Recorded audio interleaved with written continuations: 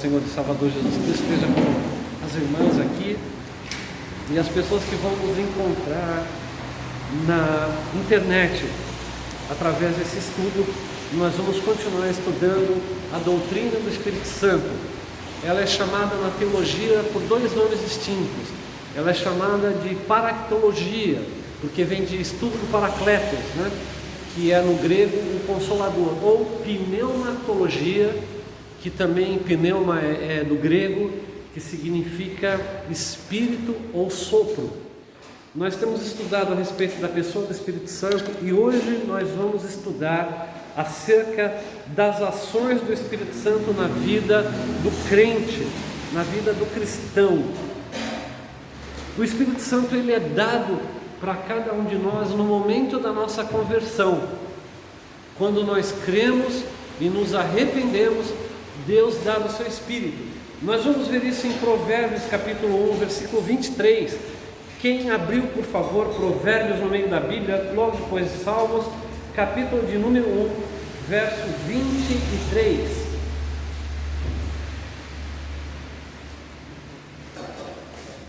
Logo no meio da Bíblia nós temos os Salmos, logo depois dos Salmos, o Provérbios, 31 capítulos, significando que a gente tem um provérbio para cada dia desse mês de outubro. Diz lá assim: convertei-vos pela minha repreensão, eis que abundantemente derramarei sobre vós meu espírito, e vos farei saber as minhas palavras.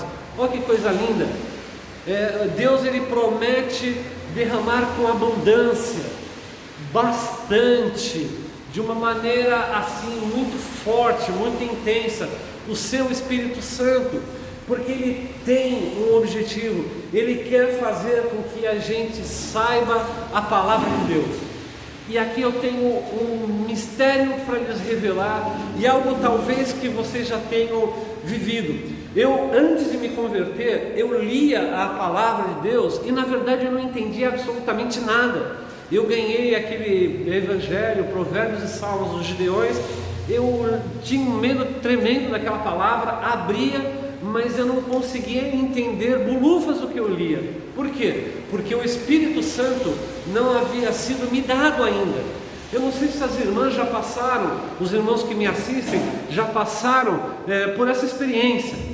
E aqui ele fala a respeito dessa obra de conversão. Nós já escutamos aqui pelo estudo da pastora Vânia que converter é mudar de sentido. A irmã Cineia dirige, a irmã Rosa dirige também? Já dirigiu. A irmã Cida dirige? Então a irmã Rosa, a irmã Cineia que dirige, elas às vezes têm que fazer uma conversão no caminho, tem que mudar o rumo. É a mesma coisa. O rumo da vida do homem é a destruição. O rumo da vida do homem é a separação com Deus, é a falta de uma vida que o leve para a vida eterna. Então nós temos que mudar de rumo, nós temos que ir para aquele caminho que nos leva para a vida eterna, para o perdão de Deus, para o novo nascimento, E quando isso acontece, Deus abundantemente vai derramar o seu Espírito em nós. Que coisa! E é isso que Deus quer com todas as pessoas, e quer nos usar para que a gente leve as pessoas no hospital, no presídio, nas feiras, na vizinhança, no lar de idosos, a se converter, para que elas também recebam a abundância do Espírito Santo de Deus. E isso nunca acaba.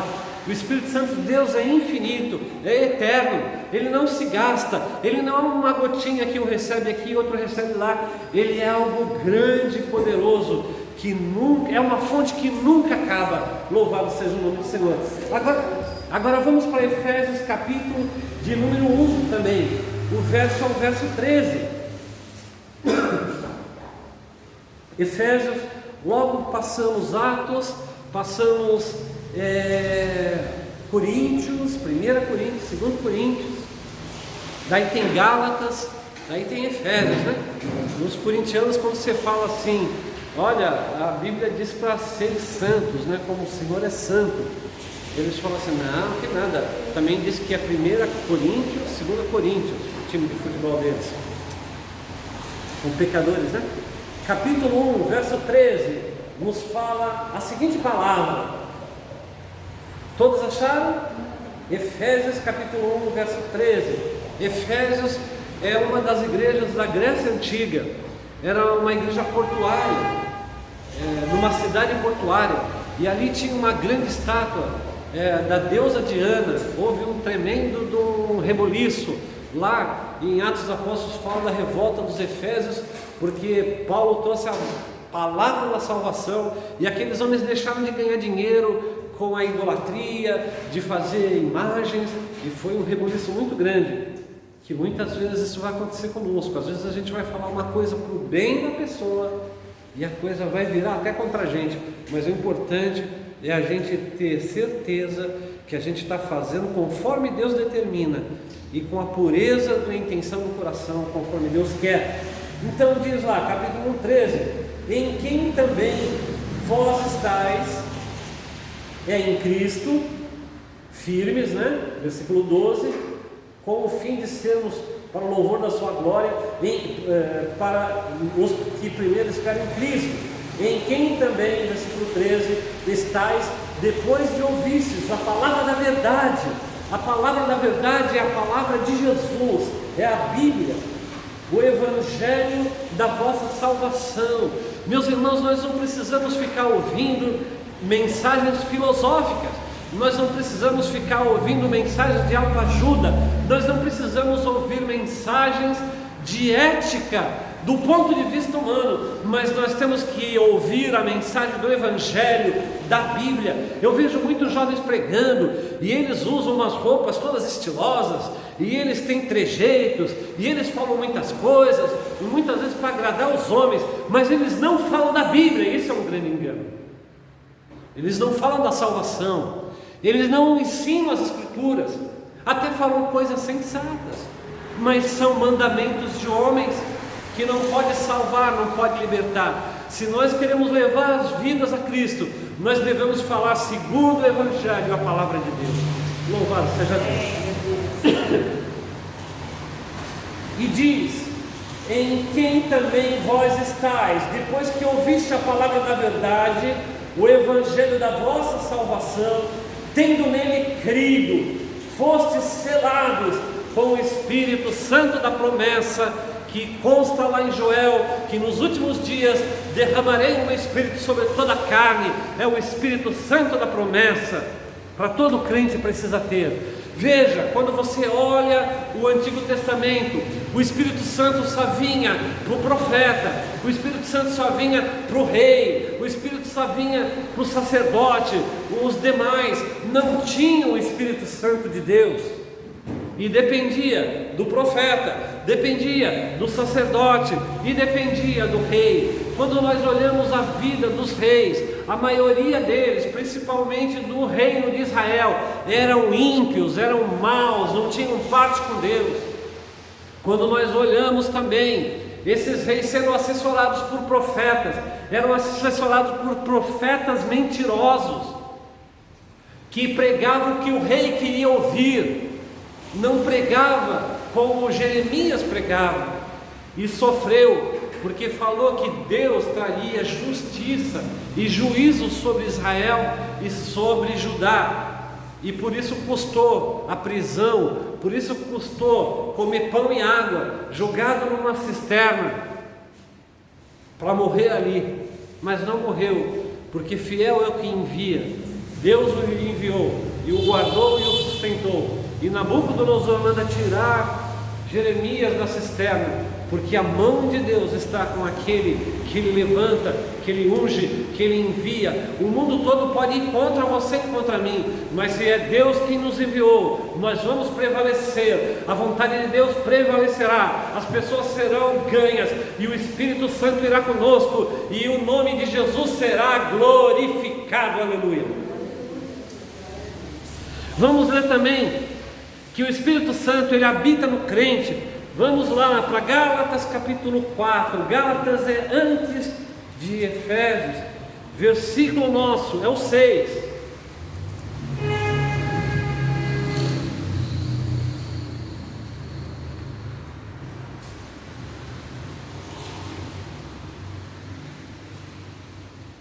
que diz o versículo 6? 4, 6. E porque vós sois filhos, enviou Deus ao nosso coração o Espírito de seu Filho, que chama Abba Pai. Que coisa também, né?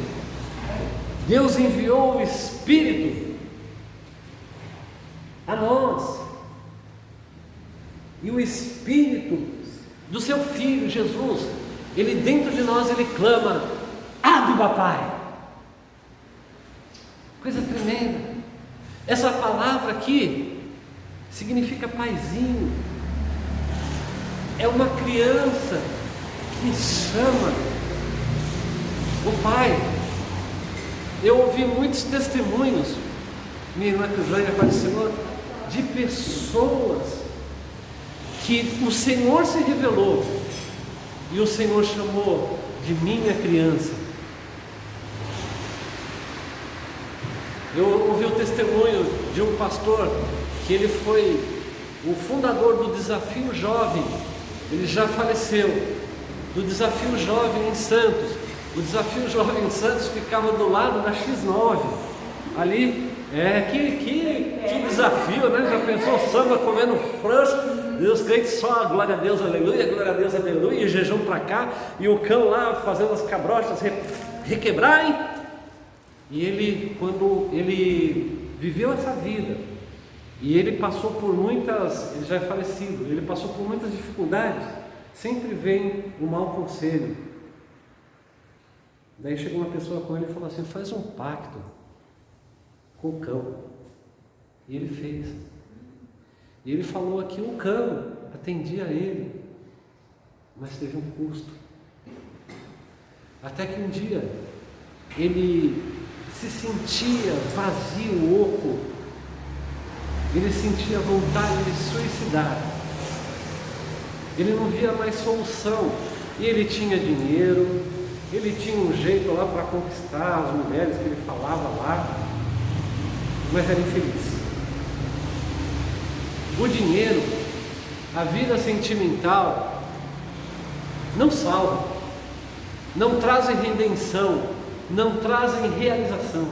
Mas um dia Deus enviou alguém, olha, para um homem que havia feito um pacto maligno, e essa pessoa, ela orou por ele caiu no chão, porque o poder que tinha nessa pessoa enviado por Deus era muito maior do que aquele poder que estava com ele, e ele foi liberto. E ele então ouviu a voz do Senhor que falou assim: minha criança, hoje eu te tomo pela tua mão e mudo a tua vida. Glória a Deus. Coisa linda, né? Por isso que o Espírito de Deus, Crislane, ele clama no nosso espírito: Abba, Pai. E meus irmãos, minhas irmãs,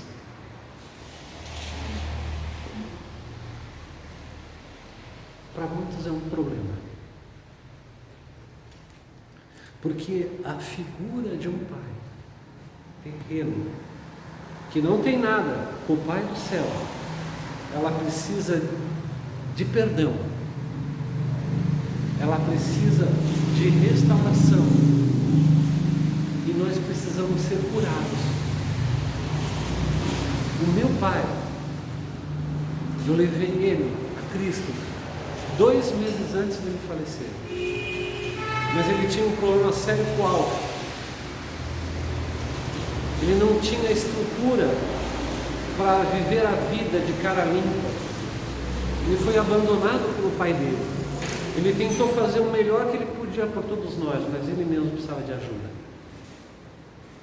E ele sempre teve um problema com Deus Pai.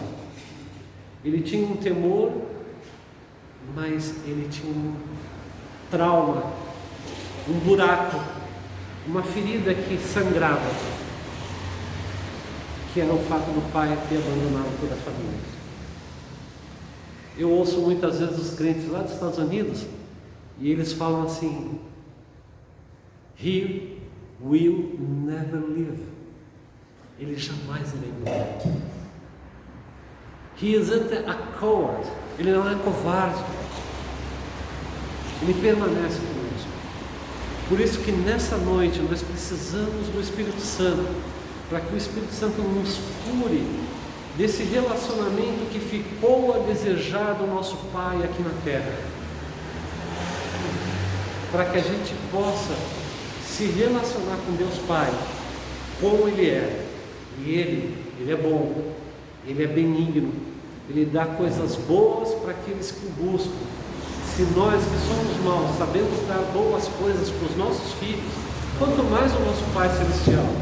Se nós, quando um filho chega para mim e fala assim: pai, compra pão. Claro, eu compro pão de caralho, eu compro pão com coco, e daí eu compro também uma mortadela, mas pelo menos um ovo a gente vai fritar para pôr no pão. Eu sou mau, e eu sei dar coisas boas para a Karina, para a Daniela, para o Lucas, para a minha neta Isabelle, para o meu netinho João Miguel. João Miguel, da última vez que foi em casa lá, 2 anos e pouco, né, nasceu em maio, 2 anos atrás.